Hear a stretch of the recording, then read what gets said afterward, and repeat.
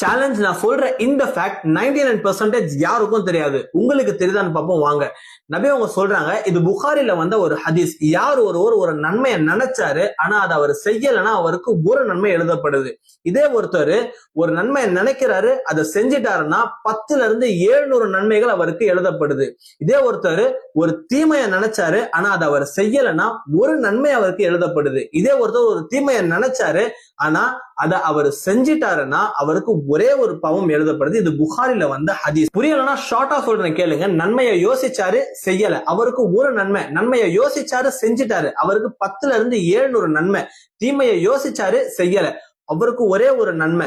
தீமையை யோசிச்சாரு செஞ்சிட்டாரு, அவருக்கு ஒரே ஒரு பாவம் எழுதப்படுது. சுப்ஹான் அல்லாஹ், எவ்வளவு இரக்கமுடையவன் பாருங்க நம்முடைய அல்லாஹ்.